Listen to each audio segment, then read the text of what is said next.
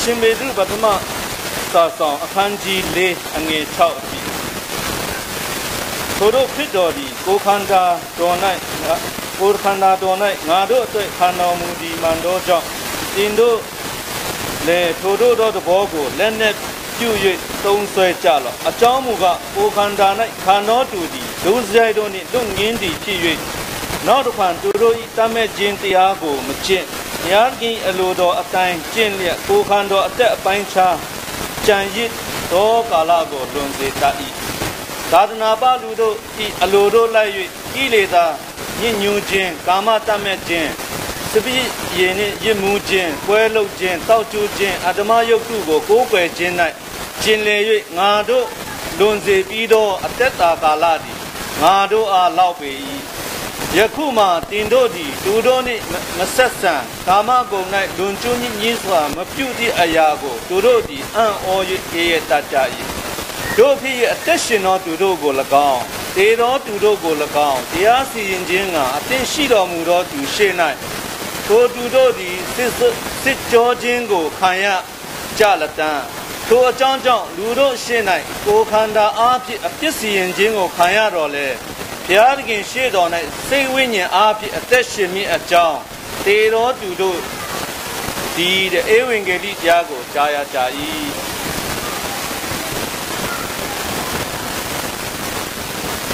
ဒီကျမ်းချက်နဲ့ပတ်သက်ပြီးခရိယန်သူရဲ့အသက်ရှင်ခြင်းအကြောင်းခရိယန်သူဟာခရစ်တော်ရဲ့စိတ်ကိုဝတ်ဆင်ပြီးမှအသက်ရှင်ရမယ့်အကြောင်းကိုအနည်းငယ်ဖွင့်ပြလိုပါတယ်ဥပမာကျွန်တော်တို့ဒီဥစွာဒီရှင်ပေရုဩဝါဒပထမစာဆောင်ကို AD 60နဲ့ခွန်ကြားမှာရှင်ပေရုကနေမှရေးထားခဲ့ခြင်းဖြစ်ပါတယ်အဲ့ဒီရှင်ပေရုကနေရေးထားကျွန်တော်တို့ဒီခရိယန်တွေကအစင်ဆက်အဆက်ဆက်ညင်စင်ခြင်းတပ်ဖြတ်ခြင်းခံခဲ့ရတာဖြစ်တယ်ခရိယန်တွေကိုညင်စင်တပ်ဖြတ်မှုဟာအရန်ကိုများခဲ့အခုဟောရင်ကြအခုထိခရိယန်တွေကိုတပ်ဖြတ်နှိမ့်ဆက်ခြင်းခရိယန်တွေကိုလိုက်နောက်ဆက်ခြင်းအဲ့ဒါတွေကဒီနေ့အထိဖြစ်နေတော့မယ်ဒီနေ့အထိကဘာပေါ်မှာလည်းရှိနေတော့မယ်ဥမာ terrorist ခရိယန်ဘုံကြီးကျောင်းတွေကိုမိုင်းဖောက်ခွဲပြီးခရိယန်ဆိုရင်တတ်တယ်အဲ့လိုမျိုးပေါ့ဒါဒီမကောက်ကျွန်တော်တို့ရဲ့ဌာနေအထိပဲမြင်တွေ့နေရပါတယ်အဲ့ဒါကိုတမန်တော်ပေါလုအနေနဲ့ဤအရာကို ကျွန်တော်တို့ခရိယန်ခရစ်တော်နောက်လိုက်တဲ့ပေါ့နော်ခရိယန်တွေကိုတွင်တင်ဆုံးမခဲ့တဲ့အရာဖြစ်တယ်ခရိယန်ဆိုတာအရင်တော့မရှိပါဘူးခရစ်တော်ဆင်းသက်လာတဲ့ခရိယန်ဆိုတာမရှိဘူးခရိယန်ဆိုတာဘယ်ချိန်ကရှိလာတဲ့ခရစ်တော်ရှင်ပြန်ထမြောက်ပြီးတဲ့နောက်သမန်တော်ဒီကနေပြီးမှအေဝံဂေလိလောက်သွားတဲ့အချိန်ကနေစမှခရိယန်ဆိုတာပေါ်ပေါက်လာခြင်းဖြစ်တယ်ဒါကျွန်တော်တို့ခရိယန်တက်တာကိုကြည့်ရမယ်ဆိုဒီစမ်းချက်မှာဘာရေးထားတယ်လဲဆိုတော့ကျွန်တော်ခရိယန်တက်တာကိုကြည့်ရမယ်ဆိုရင်ကျွန်တော်တို့ကခရစ်တော်နဲ့အတူခရစ်တော်အတိုင်းအသက်ရှင်မှုဟာကျွန်တော်တို့ကတော်တော်ခဲရင်းတယ်မလုံနိုင်ဘူးခရစ်တော်ကိုအတိုင်းအသက်ရှင်မှုအတွက်ကျွန်တော်တို့ဘယ်လုံးမှမဖြစ်နိုင်ဘူးပြီးရင်ကျွန်တော်တို့ခရစ်တော်ကိုရရှိတဲ့လူတွေဟာဘာဖြစ်လဲဆိုတော့ခရစ်တော်ကိုနှလုံးသားမှာရရှိပြီးလက်ခံပြီးတဲ့လူတွေဟာအကျင့်စရိုက်သူအကျင့်စရိုက်တွေပါအကုန်လုံးကွာဟသွားတယ်ဒါပေမဲ့အခရစ်တော်ကိုရရှိတဲ့လူတွေကဘယ်လိုလဲဆိုတော့ခရစ်တော်တန်ပြန်ပြီးလိုက်လျှောက်ဖို့အတွက်ဆိုတာကျွန်တော်တို့ကအများကြီးကိုယ့်ရဲ့စိတ်ကိုပြုတ်ပြင်ပြီးမှခရစ်တော်ကိုစိတ်နှလုံးထဲမှာတွင်ပြီးကိုယ့်စိတ်ကိုပြုတ်ပြင်ပြီးမှဝန်ခံပြီးလိုက်လျှောက်တဲ့အသက်တာမှာအချိန်ပိုင်းမှာကျွန်တော်သွားလာမှပဲ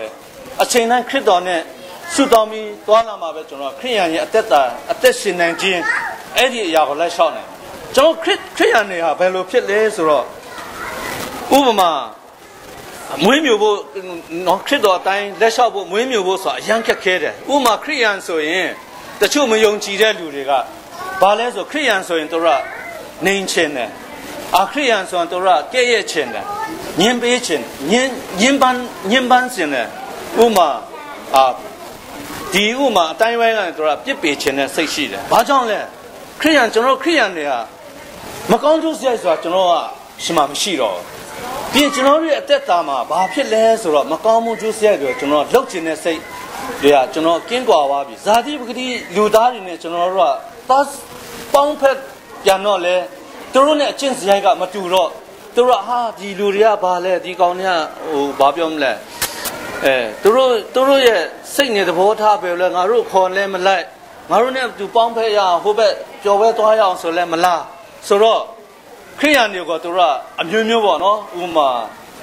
ဘာသာရေးနဲ့ဆိုင်နဲ့ပတ်သက်ပြီးမှအမျိုးမျိုးပေါ့အဲ့လိုမျိုးကဲ့ရဲ့ပြီးပြစ်တင်ခြင်းတယ်အဲ့ဒါကိုတမန်တော်ပေါလုတမန်တော်ပေတရုကဒါတွေကိုခံနိုင်ရင်ရှိအောင်ဥပမာခရိယန်တွေ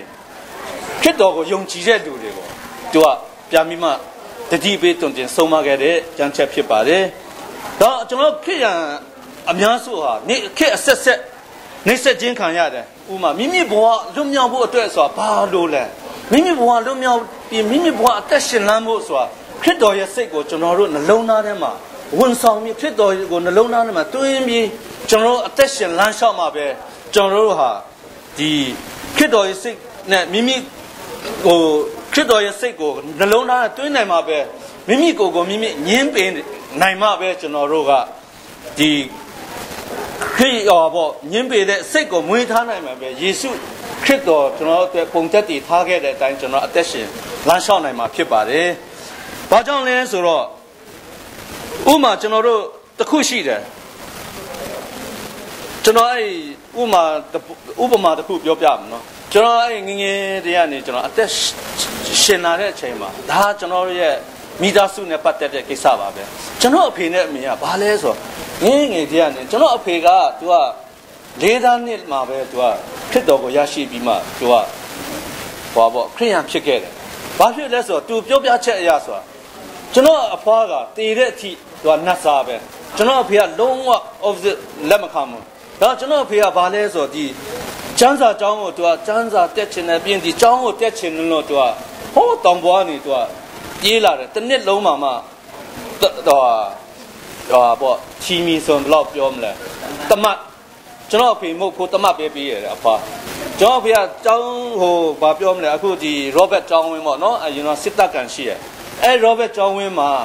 ဘာဖြစ်လဲဆိုတော့အခုဒီအမေရိကရောက်ဘီလီဇော်ဆန်းရဲ့မိန်းမရဲ့အဖေနဲ့ကျွန်တော်အဖေကတငယ်ချင်းကျောင်းနေပဲဥမာသူတို့ရဲ့ကျောင်းဆရာကြီးအခုဒူဝါဇော်လွန်သူအသေးတဲ့ဒီအိမ်မှာအမြဲတမ်းအဖေဟိုပေါ့ဗာချီကျိုးပြီးသူကသွားလဲကျွန်တော်အဖေကဘာလုပ်လဲဆိုတော့သူယုံကြည်သူလည်းဖြစ်သွားတယ်ယုံခရစ်ယာန်သူအမြဲတမ်းပြောတယ်မင်းဆင်းရဲနဲ့ဘာမှဖြစ်ဘူးနော်တဲ့မင်းတို့ကခရစ်တော်ဖျားခင်ကငါတို့အမြဲတမ်း မပြစ်ထားဘူးတဲ့စားဖို့တောက်ဖို့အမြဲတမ်းပေးတယ်ကျွန်တော်အဖေကသူကចောင်းတက်တဲ့အချိန်မှာဘာဖြစ်လဲဆိုတော့ပစိုးကိုတဲ့ဝတ်စရာတစ်ထည်ပဲရှိတယ်သူတို့တငယ်ချင်းညောက်စလို့ရေချိုးပြီးဆိုရင်အဲ့ပစိုးကိုမထောက်မချင်းမတက်ဘူးပချင်းပစိုးကိုချုပ်စရာမရှိတော့ခြီကိုဘာလုပ်ယူလဲဆိုတော့ဝါအမြင်တိလေးလုတ်ပြီးအဲ့ဒါကိုပစိုးကိုပြန်ချုပ်ပြီးမှငါဒီလိုចောင်းတက်လာတယ်တဲ့ကျွန်တော်ဖေကဒီလိုចောင်းတက်လာပြီးသူကဘာပြောမလဲတော်ဖူးရမှာဒီဖျားចောင်းစောင့်တာတို့ဘာတို့ပေါ့နော်အားလုံးကိုသူကဥဆောင်ခဲ့တယ်လှုပ်ဆောင်တယ်သူကအဲ့မှာလဲသူကတင်းထောက်ကြီးအရာနဲ့ပေါ့နော်ကြောက်အုပ်လဲဖြစ်တင်းထောက်ကြီးအရာနဲ့လဲသူကစက်ခါမြေအားလုံးကိုသူလှုပ်ဆောင်တဲ့ဖျားចောင်းစောင့်တဲ့အချိန်လဲသူက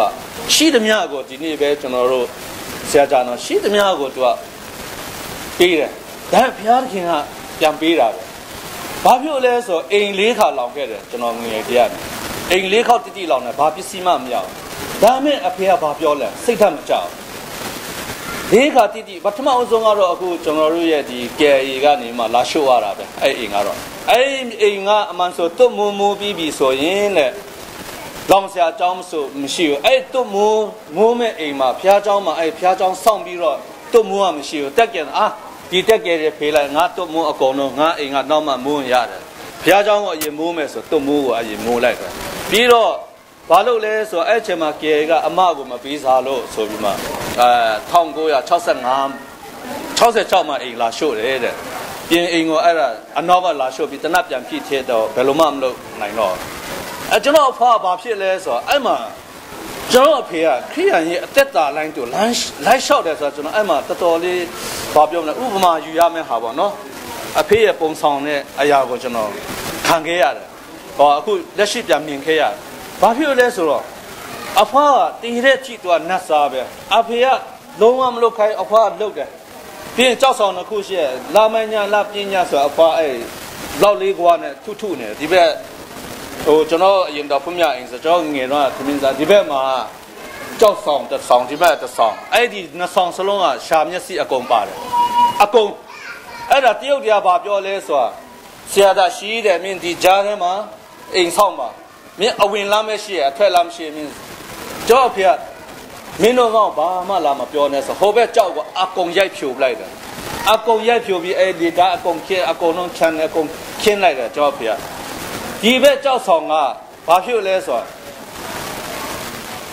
တော့ပေါ့လာပညာနဲ့လာမညာမှာအမြဲတမ်းငိုတန်ကြားတယ်အဲ့ဒါကျွန်တော်အဖေမကြောက်ကျွန်တော်အဖွားကနတ်စားသူကကြားနေသူကညနေသူ့ရဲ့ဟိုလောက်လေးကွာနဲ့ထုနေတယ်ညတိုင်းကျွန်တော်ဖေကဘာဖြစ်လဲပေါ့အဲ့ဒါနဲ့အဲ့ကနေစပြီးကျွန်တော်အိမ်၄ခါတိတိနီးလောက်တခါကျဟိုးခေါင်းမကနေသူ့ဟာသူလောင်သွားတယ်တခါကျဘယ်လိုလောင်လဲမသိဘူးအဲ့၄ခါတိတိလောင်တဲ့အချိန်မှာရွာကလည်းဘာပြောလဲဆိုတော့ဟာတဲ့ဒီဆရာသားရှိကမအိမ်ကတော်တော်ဆိုးနေပြီလောင်နေဒီကရွာနေမောင်းထုတ်မှာတော့ဘာတို့ကစားပါနော်အဲ့ဒါနဲ့ကျွန်တော်ဖေက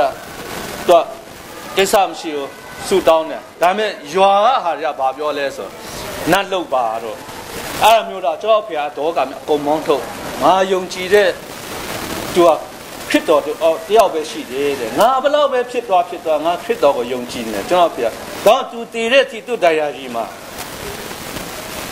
အဲ့ဒီချမ်းချက်တွေကိုသူရေးသွားတယ်သူကပြောပြတယ်ပြီးရင်တနင်္ဂနွေနေ့ဆိုခါရင်လူကြီးဆိုဘာမလို့ရပါဘူးကျွန်တော်တနင်္ဂနွေနေ့ဆိုရင်ဘာမလို့ရတော့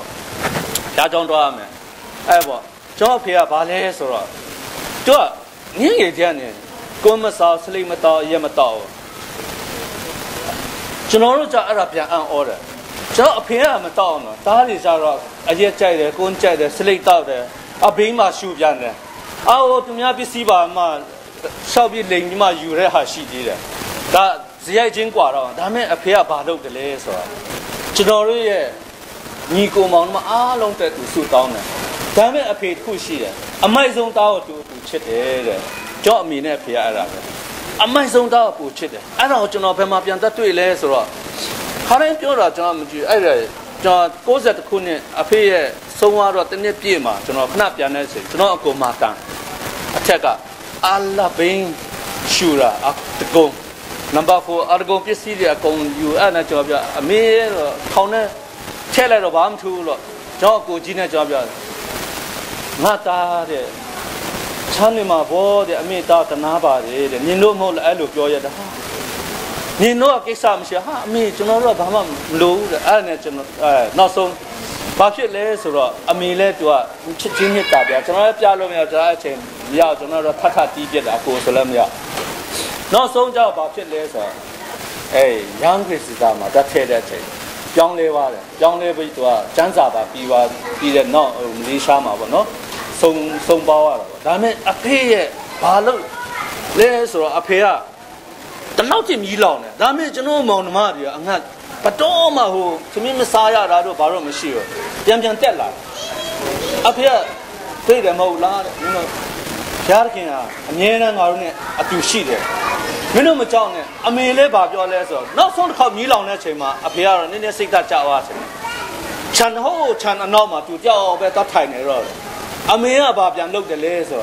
တော့လာဖေးရဲတဲ့မင်းဘာမှစိတ်ဓာတ်ကြမနေနဲ့တဲ့ဟိုလိမ္မောချလိမ္မောတီးပြန်လုပ်ပြန်ရောင်းအကုန်ကလေးကိုအပေါ်ပိုး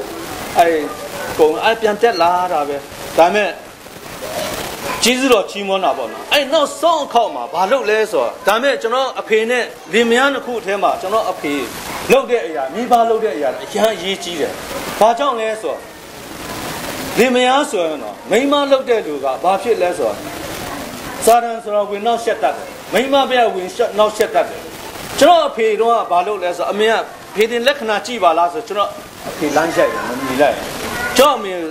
အတကုံစိတ်ဆိုးတာပဲတော့အမေငါရှင်းမှာဒါမျိုးမပြောနဲ့ဘာကြောင့်လဲဆိုလမ်းလွဲအောင်လုပ်တာအဖေကဘာပြောလဲငါယုံကြည်တော့ခစ်တော်ကပဲယုံကြည်တာခစ်တော်ကပဲယုံကြည်တာအဲ့ဒါနဲ့နောက်ဆုံးကျွန်တော်တို့ဒီအိမ်ဆောင်ပြီးသွားပြီ၄ခါမြောက်ပါနော်အိမ်ဆောင်ပြီးတဲ့နောက်မှာအဲ့နေ့စုတောင်းစီဝေးလုပ်တဲ့နေ့မှာအဖေကကျွန်တော်မမရအငယ်ဆုံးဆိုတာသူနဲ့ပဲမြင်ပြန်ပြောပြတဲ့အချိန်မှာဘာဖြစ်လဲဆိုရန်ကုန်ကဆရာကြီး၄ယောက်လာတယ်တဲ့မြို့ကဆရာကြီး၄ယောက်လာတယ်၄ယောက်ထဲမှာအကုန်လုံးအဲ့နေ့ဟောပေါ့အိမ်တက်စုတောင်းပြီးတဲ့အချိန်မှာအဲ့ညမှာဘာဖြစ်လဲဆိုတော့အိမ်မက်ထဲမှာမိုးအကြီးကျယ်ရွာမှာမိုးကြိုးပြစ်ဒီဘက်ကျန်တဲ့ကြောက်တုံးကိုမိုးကြိုးပြစ်ခြံနောက်ပဲလိမ့်သွားတယ်အဲ့ဒီလိမ့်သွားတဲ့အိမ်မက်ကအဲ့ဆရာကြီးလည်းမဲ့တယ်တဲ့ဆရာကြီးကပါပြဒီနေ့ကနေဆရာသာရှိတဲ့မင်းကိုနောက်ဆက်တဲ့စာတန်းဟာမလာတော့မရှိတော့ဘူးပေါ့ဒီကဆရာအဖေလည်းသာပြန်မြင်တယ်ဒါအဖေကပိုးပြီးတော့ယုံကြည်မှုပေါ့နော်ယုံကြည်မှုအားကြီးရပေါ့ပြီးရင်အခုဒီစမ်းချက်မှာပြောသူများတွေကတော့ဟိုဘာပြောမလဲရံဖက်ပြူတာတော့ပါတော့ကျွန်တော်တို့ငငယ်တော့မောင်နှမတွေရံဖြစ်တယ်သူများသားသမီးနဲ့ရံတော့ဖြစ်သူများသားသမီးမရိုက်ဘူးကိုတောက်အသေးစော်တာကျွန်တော်အဖေကအတကုံစော်တယ်ဟာဘာကျွန်တော်မမဟုတ်လေဘာမမမင်းဘာလို့သွားသူ့ရှိသွားလဲဆိုတခါကျွန်တော်အဲ့မှာဘမောကနေတော့ခွင့်ရပြန်သွားတော့ကျွန်တော်ငယ်သေးတယ်အရှိမပဲဒါလိုမျိုးကျွန်တော်ဟိုပါပေါ့ဘာလဲတက်ဆေးနေတာခွဲ့ဟိုပေါ်ပြားလေးဆေးပြီးအိမ်မှာကင်နေတာဆေးနေတဲ့အချိန်အရှိအိမ်ကဘာလုပ်လဲဆိုတော့အဲ့ရဟိုဝက်ချီရည်နဲ့ကျွန်တော်ပြစ်တာပက်တော့ကျွန်တော်ဒေါကံများငပန်းတုံးတာထိုးချိတ်တော့အဖေကလာပြီးမှဟိုတယောက်ကိုပဲခွာလိုက်တယ်ကျွန်တော်တကုံထုတာဖေဘာလို့ရိုက်တာလဲငါမမင်းဘာလို့သွားသူနဲ့သွားမင်းအမားပဲတဲ့ဘာကြောင့်လဲသူ့ညံမှာမင်းတော့ကတ်တဲ့အတွက်သူနဲ့မင်းနဲ့ရံဖြစ်လာတာမင်းတီးခံဖို့တဲ့မင်းကဖြစ်တော်ရထားတဲ့ဖြစ်တော်ခရိယန်သားသမီးပဲမင်းဘာကြောင့်ရံဖြစ်ရတယ်လဲအဲ့ဒါတရုတ်ကလေးနဲ့ဟာကျွန်တော်နားမလဲဘူးနောက်ဆုံးဘာဖြစ်လဲဆိုအလင်းကောင်းရောက်လာကျွန်တော်14-15မှာတခါရံဖြစ်တယ်ရံဖြစ်တော့ကျွန်တော်နဲ့ကျွန်တော်မမောင်းကျွန်တော်တချင်းဆိုပြီးအိမ်ထဲမှာတချင်းဆိုနေချိန်တယောက်ကအဲ့ဒီဘာပေါ့အဲ့ဒီတယောက်ကလာရန်စတော့အဲ့မှာထိုးလည်းမထိုးချိတ်ရတယ်ဟိုကောင်ကအိမ်ကနေလမ်းအော်ပြဆဲတော့အဖေကလာမှသူ့ဒုတ်ကောင်းနဲ့လာရိုက်အဲ့ချိန်အဖေကတိတ်ကကျမ်းမာရေးမကောင်းတော့ဘူးဒုတ်ကောင်းနဲ့ကျွန်တော်ဘယ်လိုမှရှင်းပြလို့မရအဲ့နဲ့ရိုက်ပါလို့နေမွေးထားတဲ့တာပဲငါ့ကိုရိုက်စမ်းပါလို့ကျွန်တော်ပြောလိုက်တယ်အဖေမွေးထားတာပဲလို့ကျွန်တော်တခုမှမမားဘူးလို့ငယ်တည်းနဲ့အဖေပြောတော့ပဲကျွန်တော်ရိုက်ဆိုအဲ့ချိန်မှာအဖေကဒုတ်ကိုပြစ်ချပလိုက်ငါသားတယ်ငါမာသွားပြီအဲ့ကနေကျွန်တော်ဘယ်တော့မှကျွန်တော်အဖေကျွန်တော်မရိုက်တော့ဘူးအဲ့ရဘာပြောလဲဆိုတော့ကျွန်တော်အဖေကအမြဲတမ်းဟောပေါ့ဒီ ဒီကျမ်းစာလေးတော့ဖတ်ပြတယ်ကျမ်းစာလေးကိုတွန်းတင်တယ်စုတောင်းတယ်အဲ့လိုနဲ့ပဲအသက်ရှင်လာတဲ့အကြောင်းပေါ့နော်ပြီးရင်သူများရာမဖြစ်ရတဲ့အကြောင်းအဲ့ဒီအကြောင်းကဒီနေ့ကျွန်တော်တို့အဲ့ဒါဘာလို့ဆိုလို့တလဲဆိုဒီနေ့ကျွန်တော်အသက်ရှင်လာတဲ့အချိန်မှာအသက်ရှင်လာတဲ့အချိန်ကျွန်တော်ကိုးကွယ်တဲ့ဖြစ်တော်ပါပဲကျွန်တော်ကိုးကွယ်တဲ့ဖြစ်တော်တန်ရှင်းတယ်ရှုစင်းတယ်အပြစ်ကင်းစင်တယ်အပြစ်မရှိဘူးဒါကျွန်တော်တို့ရဲ့လူဘဝအလျောက်ဟိုပါပေါ့နော်အပြစ်ကင်းစင်တဲ့ခရစ်တော်ဖြစ်တယ်ဒါခရစ်တော်ဟာကျွန်တော်တို့အတွက်အပြစ်ငရေကနေကေချွတ်ဖို့အတွက်သူဟာကောင်းကင်ဘဝကနေဟိုဘုံတကိုရှိတဲ့နေရာနဲ့ဘုံစည်းစိမ်မရှိပဲအမောင်လောကကိုဆင်းလာတယ်ဒါကျွန်တော်ဘုရားခင်ကဘာကြောင့်လဲဆိုတာအပြစ်မရှိတဲ့ဖြစ်တော်ကိုတားတော်ကိုလောကီတားကိုဒေလို့အပြစ်ကိုခံယူစေတယ်နော်ဒါကျွန်တော်ခါကြရင်ဟိုတော်ကျွန်တော်မေးတဲ့ခါကျရင်ကဲတော့လူကိုဘုရားခင်မတတ်နိုင်တဲ့အရာတစ်ခုရှိရဲ့လို့မင်းတို့ဖြေစမ်းလို့ကျွန်တော်အဲ့ဒါလေးခါကျမ်းစာဖတ်ရနေကျွန်တော်မရှိဘူးတဲ့ဘုရားကရှိတယ်လို့ဘုရားခင်မတတ်နိုင်တဲ့အရာတစ်ခုရှိရဲ့ဘာလဲဘုရားခင်မတတ်နိုင်တဲ့အရာဟာလူတွေကိုမဆွတ်လွတ်နိုင်လူသားတွေကိုမပစ်ပေးနိုင်သူ့သားသမီးတွေကိုသူချစ်တဲ့အတွက်သူ့သားတော်ကိုသူအတွေးတော်နဲ့ပြန်ပြီးရွေးဝယ်ထားရတယ်ကျွန်တော်တို့ဒါဖျားခင်ကျွန်တော်တို့မပြစ်ပင်နိုင်ဘူးလို့အဲ့ဒါဖျားခင်မတတ်နိုင်ဘူးနော်လို့ကျွန်တော်ဟာရှိခဲ့တော့ပေါ့ပြောဦးရတော့ခရစ်တော်ကဘာကြောင့်လဲဆိုဒီနေရာမှာခရစ်တော်ကသူကတန်ရှင်းတဲ့ဖြူစင်တဲ့လူတွေရဲ့ရိုက်ပုံနင်းစင်အားလုံးကိုသူခံခဲ့တယ်ဒါမဲ့ခရစ်တော်တစ်ခုရှိရဲ့လူဇာတိအနေနဲ့ဒီဟာကိုသူဒါကိုပဲသူခံပြီးသူအသက်ဆွန့်ကြသူမလို့ချင်ဘူးဘာကြောင့်လဲဘုရားအဖဘုရားခင်ခိုင်းသမျှကိုသူကလုတ်တဲ့ဘုရားခင်ဖြစ်တယ်ဒါကြောင့်ခိုင်းသမျှကိုသူကလုတ်ပြီးအသေးခံနိုင်ပြီးမှလက်ဝါးကားတိုင်းမှာအသေးခံပြီးကျွန်တော်တို့ကိုသူကဘာပြောမလဲအသေးခံပြီးကျွန်တော်တို့ခရစ်တော်နီးသူခံနိုင်ရစွမ်းရှိအောင်သူ့ကိုယ်သူညင်းပေပြီးမှသူ့ကိုယ်သူလက်ဝါးကားတိုင်းမှာအသေးခံပြီးကျွန်တော်ရေနှုတ်ခဲ့တာဖြစ်တယ်ဒါကျွန်တော်ဟေဘဲနှစ်45မှာဘာပြောလဲဆိုတော့ထိုးတငယ်ဒီတဲ့တို့ဒီတဲ့အသွေးသားနဲ့ဆက်ဆံကြတော့လေဖြစ်တော်ဒီအသေးခံတော်မူသောအားဖြင့်တေခြင်းတရားကိုအစိုးရတော်သူကြီးဟူသောမာနဤတကိုးတို့ကိုချိုးဖက်ချက်စည်းခြင်းကတေဘေးကိုကြောက်၍တက်လုံးကြုံခံရတော်သူတို့ကိုကေလွတ်ခြင်းကထိုသူငယ်တို့ဤသူအသွေးသားကိုဆောင်ကျွန်တော်တို့အသွေးသားနဲ့သူကဆောင်ခဲ့တယ်ဖြစ်တယ်ဒါဘာကြောင့်လဲဆိုတော့ကျွန်တော်ဒီလေးတစ်မှာပြန်ကြည့်ရအောင်တင်တို့ဒီလေတဲ့ထိုတို့တဘောကိုလက်နဲ့တပွဲသုံးဆဲကြတော့ခရစ်တော်ပေးခဲ့တဲ့ခရစ်တော်ပြုလုပ်ခဲ့တဲ့အတိုင်းကျွန်တော်တို့လည်းဒီဟာကိုလက်နဲ့တပွဲကျွန်တော်တို့အသုံးပြုရမှာဖြစ်တယ်ဒါလက်နဲ့တပွဲအသုံးပြုရမှာဖြစ်တယ်ဒါခရစ်တော်ခံခဲ့တဲ့ခန္ဓာကိုခရစ်တော်ရဲ့ဒဏ်ရာဒဏ်ချက်ကိုခံခဲ့တဲ့တော့ကျွန်တော်တို့ကခရစ်တော်ကိုရယူခဲ့ပြီဆိုရင်ဒီခရစ်တော်ခံခဲ့တယ်လို့ကျွန်တော်လည်းခံနေရင်စွမ်းရှိလာတယ်။ဘာကြောင့်လဲခရစ်တော်ရဲ့တန်ရှင်းသောဝိညာဉ်တော်ဟာကျွန်တော်ရှိမှာကျင့်ဝတ်ရင်ကျွန်တော်တို့ဟာလူတွေရဲ့ညင်ပင်နှိမ့်ဆက်မှုကိုကျွန်တော်ခံနိုင်ဖို့အတွက်ကျွန်တော်အသင်ရှိပြီးသားဖြစ်တယ်။ဒါပေမဲ့ဒီနေ့ကျွန်တော်တို့ကြည့်အောင်ကျွန်တော်တခြားနေရာမှာကျွန်တော်တိုင်းပြည်ကိုကြည့်လိုက်။အခုဒီနေ့ဆရာဂျူနီယာတို့အကုန်လုံးပြောခဲ့တယ်ဒီနေ့အသင်းတော်ဆိုတာမရှိတော့ဘူး။ကျွန်တော်ခရစ်ယာန်နဲ့ဘာကြောင့်ပြန်မလုပ်တယ်လဲခရစ်တော်သူများလက်တီးနဲ့ထိုးတယ်ရိုက်ပုတ်တယ်ခရစ်တော်ထိုးမှပြန်မပြောအမွေးညတ်တော့တိုးငယ်ကဲတို့တိတ်ဆိတ်စွာနေတယ်မဟုတ်လားအခုဒီနေ့ကျွန်တော်တို့ဘက်မှာဖျားเจ้าမီးရှို့ပြလိုက်တယ်အကုန်ကုန်ပြီးဟိုဘုံမော်ပဲဟိုပါပဲဆိုအကုန်လုံးအတင်းတော်ကောင်မြခရိယာမြင်တတ်တယ်နှိမ့်ဆက်တယ်ဒီနေ့ခရိယာနေဘာကြောင့်မို့သူများရဲ့ဘုံကြီးเจ้าတို့ဘာတော့ပြန်သွားမလို့ဘူးဘာကြောင့်လဲကျွန်တော်ကိုးကွယ်တဲ့ဘုရားခင်ဟာဒီအဆောက်အအုံမှာရှိနေတဲ့ဘုရားခင်မဟုတ်ဘူးကျွန်တော်ကိုးကွယ်တဲ့ဘုရားခင်မှာအရောက်စီတိုင်းရဲ့နှလုံးသားထဲမှာကျင့်ဝတ်တဲ့ဘုရားဖြစ်တယ်ဒီအဆောက်အအုံကိုတပ်ပြက်စီလဲဘာမှအကျိုးမထူးတော့ခရစ်တော်ရဲ့ညီတို့ဆိုတာကျွန်တော်တို့ကိုးကွယ်တဲ့ဘုရားခင်ကိုရရှိထားတဲ့လူကသူများကိုပြန်ပြီးမှဘာပြောမလဲဟိုတံပြန်ပြီးမှလေစားချေဖို့စိတ်ဆိုတာမရှိဘူးကျွန်တော်ကိုးကွယ်တဲ့ ခေတ်တော်ကိုရရှိတဲ့လူတွေကသူများအခါတရားပြောရင်ကိုကအဖန်နေရလောက်ပြန်ကောက်ဆဲတာမျိုးကျွန်တော်ရှင်မှာခေတ်ရနေရှင်မှာမရှိတော့ဘူးဒါပေမဲ့အဲ့ဒီလိုမရှိတဲ့အရာဆိုအဲ့လိုမရှိအောင်ကျွန်တော်တို့ကဘာပြောမလဲဆိုတော့ကျွန်တော်တို့ကဒီ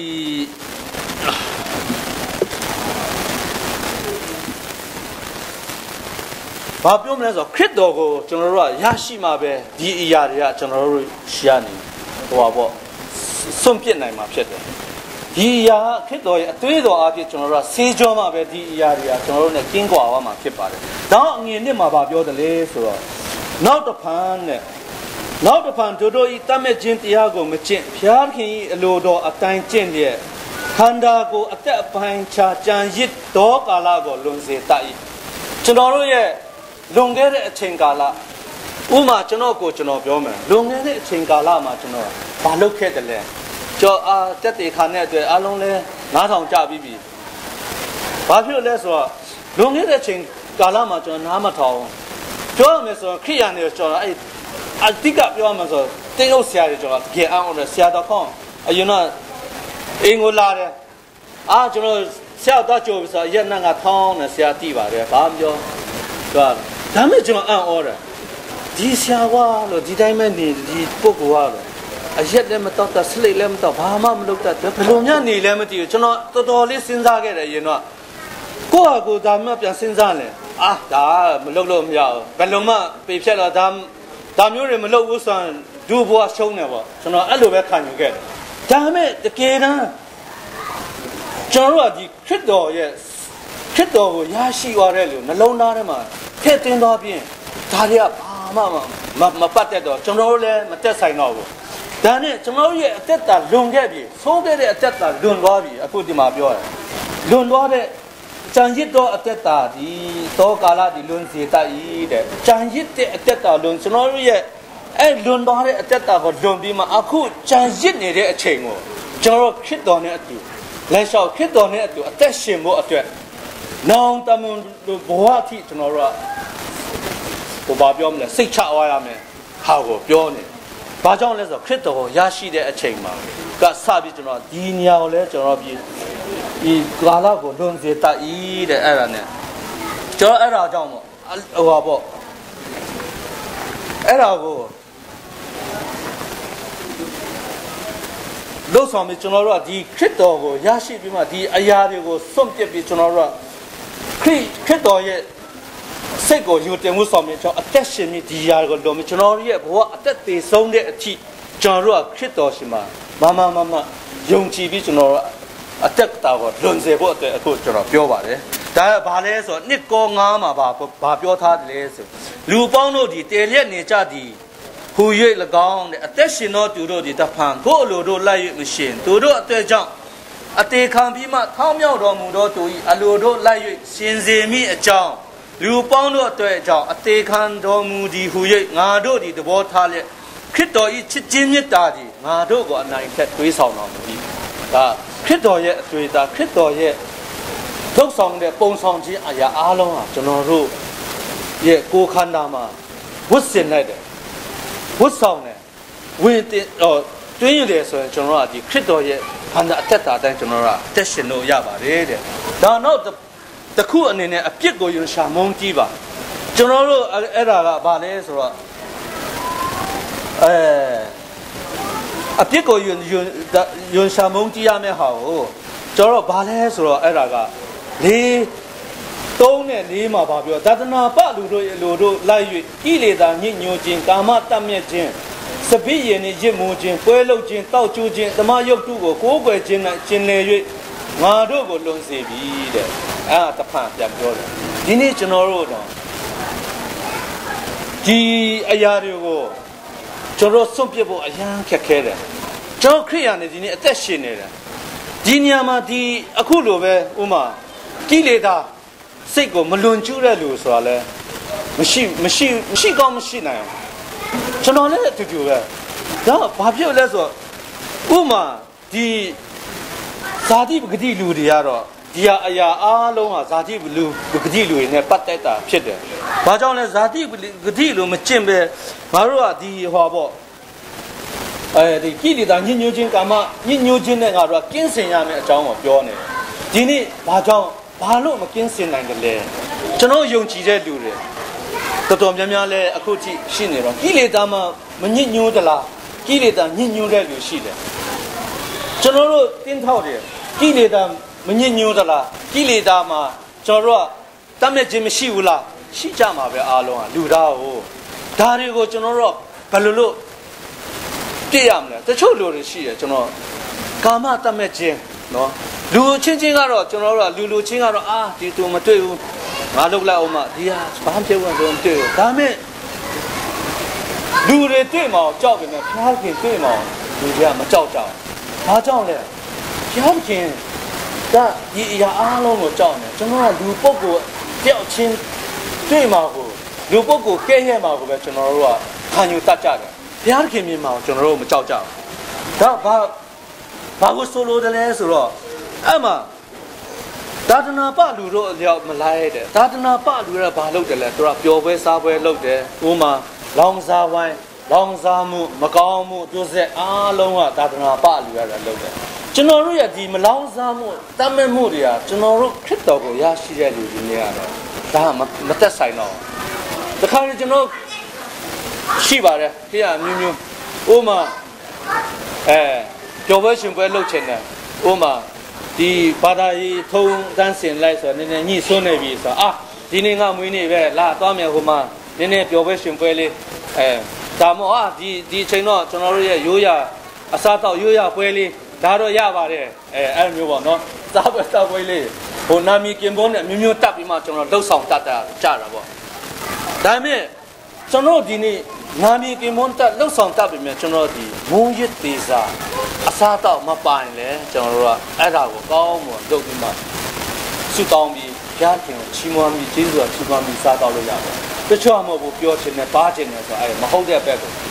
ပြန်လိုက်သွားတယ်လိုက်ပြီးမှဘာလုပ်လဲဆိုတော့ဒီမဟုတ်တဲ့ဘက်ကိုပြန်သွားမှပျော်ပွဲရှင်ပွဲလုပ်တယ်တချို့ဆိုအရင်တော့ကျွန်တော်ရှိတယ်လေနော်အရင်တော့ဆိုကျွန်တော်မင်္ဂလာဆောင်တစ်ဆောင်ပွဲပြီးပြီအခုတော့တိတ်မချတော့ကျွန်တော်ဆောက်ရောက်တော့မင်္ဂလာဆောင်ပွဲပြီးပြီဆိုတာနေချီကိုင်းတော့ဘာတော့လာပြီအဲ့မှာထတီးကြတာကွဲပြေးတာတွေကများတယ်ထတီးကြတာဘယ်ပွဲမဆိုထတီးတာနေကျင်းမယ်ခိုးကြတယ်ကြိတ်ကြတယ်ရံဖြစ်ကြတယ်နောက်နဲ့တယောက်ဆရာအဲ့ဒါဘုရားကျောင်းမှာပြန်ပြောပြီဖြစ်ပြန်ပြီတောက်လွန်မြတည်တဲ့ဟာလည်းရှိတယ်အဲ့ကနေမှကျွန်တော်တဖြည်းဖြည်းနဲ့မင်္ဂလာဆောင်ပွဲလဲဒီနေ့အဲ့ဒီအရက်သေးစားတွေကျွန်တော်မခင်းချင်းတဲ့အဆင့်ပေါ့နော်အဲ့ဒီအချစ်ကျွန်တော်ပြန်ပြီးလှုပ်ဆောင်ဒီအရာတွေကျွန်တော်ရဲ့ခရိယန်အသက်တာရဲ့အသက်ရှင်ခြင်းလမ်းတော့မရောက်ရှိနိုင်ဘူးခရိယန်ရဲ့အသက်ရှင်ခြင်းလမ်းနဲ့ဘာမှမဆိုင်ဘူးဖြစ်တယ်ကျွန်တော်ယုံကြည်တဲ့ခရိယန်ရဲ့အသက်ရှင်ခြင်းခရစ်တော်ကိုရရှိတဲ့လူတွေဒီမကောင်းမှုသူဆရာဥမာခြေထီထိုးတာတို့လောင်းစားတာတို့ဖေးရိုက်တာတို့ကာမတတ်မဲ့ခြင်းသူများသားများပြစ်မှားခြင်းဒီအရာတွေကကျွန်တော်တို့နဲ့မပတ်သက်တော့မဆိုင်တော့ဒီအရာကိုဒါဆက်လက်လွန်ကျုံးနေမယ်ဆိုရင်ကျွန်တော်တို့ဟာခရစ်တော်ရဲ့အနောက်လိုက်တဲ့သူတွေမဟုတ်ပဲနာမည်ခံခရိယန်များတာဖြစ်တဲ့အကြောင်းကျွန်တော်ကိုယ်ကိုယ်ဒီတန်းစာဖိုင်နဲ့ကျွန်တော်မြင်လာတယ်မြင်လာတဲ့အချိန်ကဘာဖြစ်လဲဆိုတော့ကိုယ်ပဲချင်းငါတို့ကိုလွန်စေတော့ကာလဒီငါတို့လုံလောက်ပြီအရာကိုငါတို့ကယခုအချိန်မှာအရင်ကလုံလောက်ထားခဲ့ရတော့မယ်ကျွန်တော်ဒီအရာကိုထားရမှာဘာပြောင်းလဲဆိုတော့ဒီအဲ့ဒီစဉ်းစားရင်းနဲ့ကျွန်တော်အဲ့တဲ့အချိန်မှာဒီချမ်းချက်ကကျွန်တော်ပေးတဲ့ချမ်းချက်ပဲကျွန်တော်အိမ်မက်မှာဘာလဲမသိအိမ်မက်မှာမြင်မြင်ကျွန်တော်တောက်ရေးလိုက်တယ်ညာနောက်နေ့ဖတ်ကြည့်တော့ဒီချမ်းချက်ကယောမ8:4မှာအကြောင်းမူကားတာဇာတိပဂတိအတိုင်းမကျင့်ဝိညာဉ်ပတိကတိုင်းကျင့်တော့ငါတို့ဒီတဲ့တရား၌ပါတော့ပညတ်တို့ကိုစောင့်ရှောက်မိအကြောင်းဒီတဲ့အဲ့ဒါယောမ8မှာအဲ့ဒီညကျွန်တော်စံစာဖတ်ရင်းဒီဟာဖတ်ရင်းနဲ့ကျွန်တော်စင်ကြည်နဲ့အိတ်တဲ့အချိန်မှာအဲ့ဒီစံချက်ကိုကျွန်တော်ပေးတဲ့စံချက်ပါပဲဒါကကျွန်တော်ဘာကြောင့်လဲဆိုငါလဲလိုနေပါလားပေါ့ငါလဲဇာတိပဂတိတော်တော်ဆန်နေတယ်လို့ဘာကြောင့်လဲဆိုဥပမာပြောရရင်ခရစ်တော်ကိုရရှိရလို့ခရစ်တော်တတ်မှတ်လို့ချိန်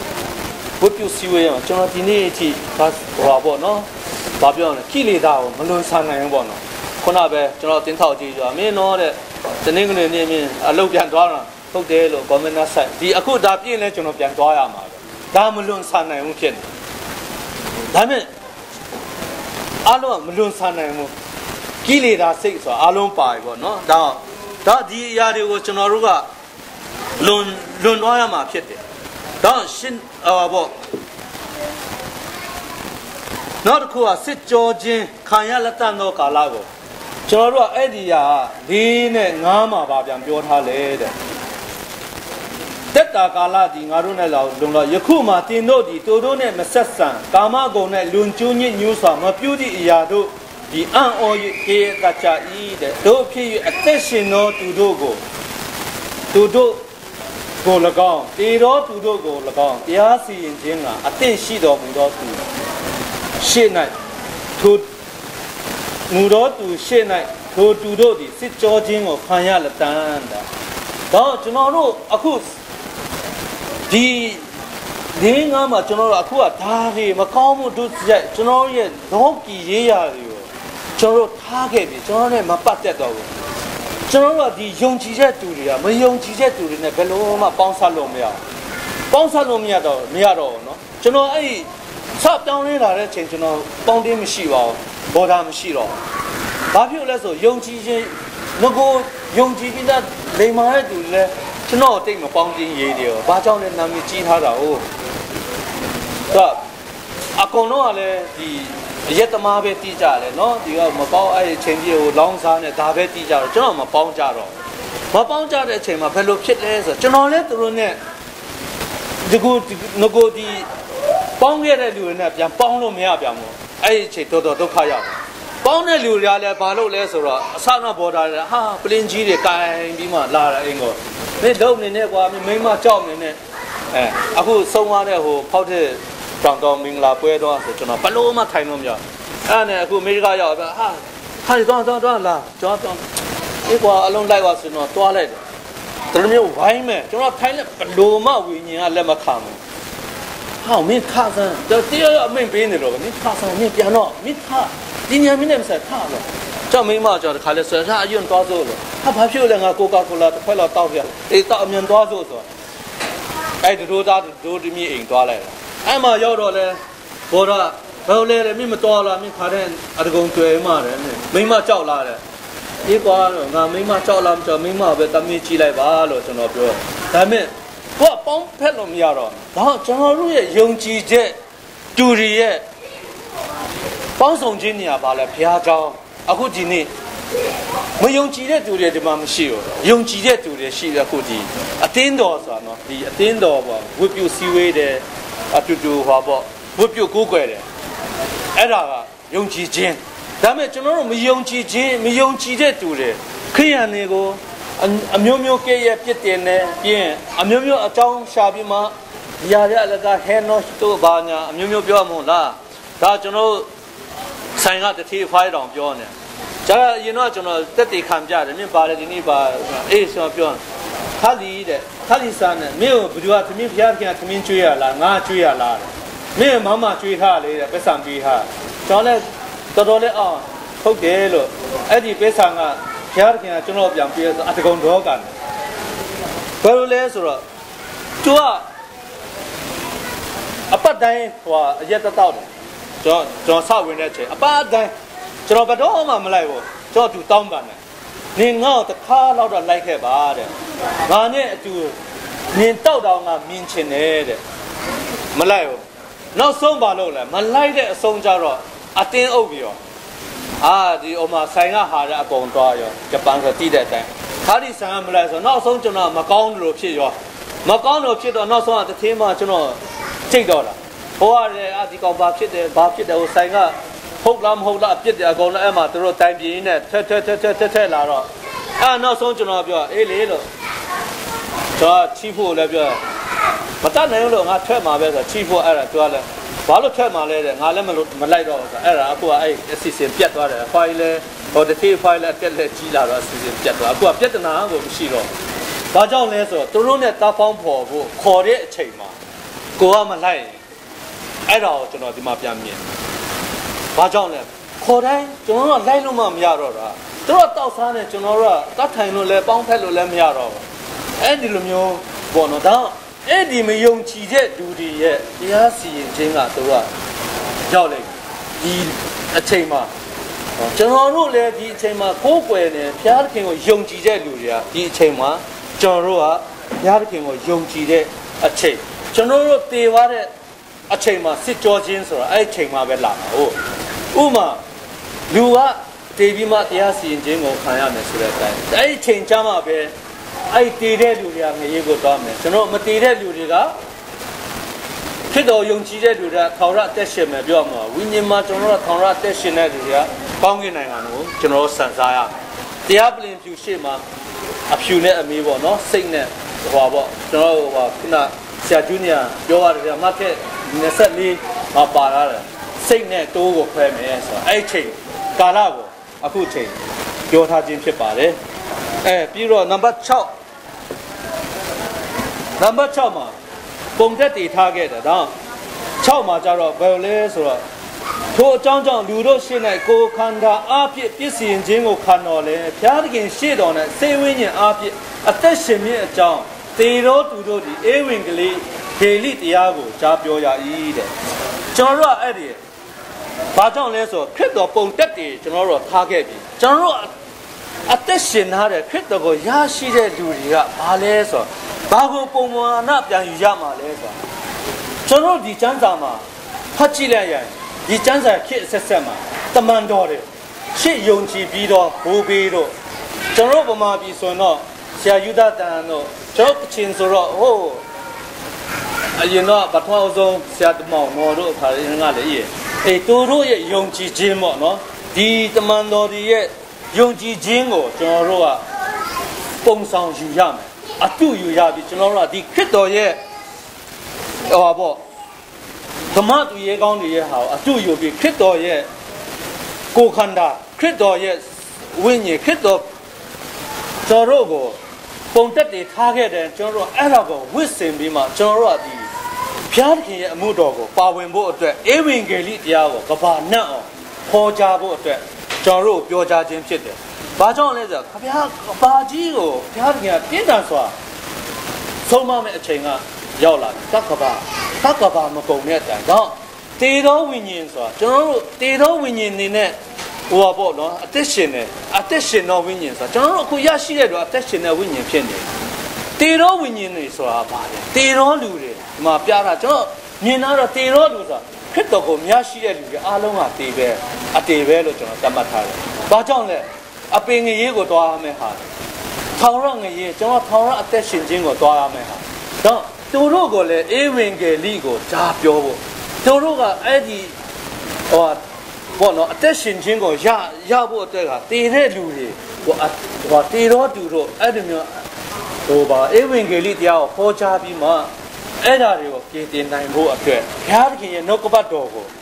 ဝင်ငှဖို့အတွက်ပါကျွန်တော်ရှိမှာဟိုပေါ့ယုံကြည်သူရဲ့သူတွေရဲ့အားလုံးယုံကြည်သူတွေရဲ့အပေါ်မှာဟိုပေါ့အားလုံးအပေါ်မှာတာဝန်ရှိတဲ့အကြောင်းဘုရားသခင်ရဲ့နှုတ်ကပတ်တော်ကိုပို့ပြီးမှဧဝံဂေလိတရားကိုဟောပြရမယ်ဟာအကြောင်းဒါကြောင့်ဟောပေါ့ခရစ်တော်ကိုလက်မခံတော့သူအားလုံးငရေထောင်ထဲမရောက်အောင်ကျွန်တော်တို့အတူတကွကောင်းကင်နိုင်ငံကိုစံစားရအောင်လို့ကျွန်တော်တို့ခရစ်တော်ကအဲ့ဒါပုံသက်တည်ထားခဲ့ပြီးတဲ့အတိုင်းကျွန်တော်ခရစ်တော်ရဲ့ဒီခရစ်တော်ဆိုရဲစစ်လက်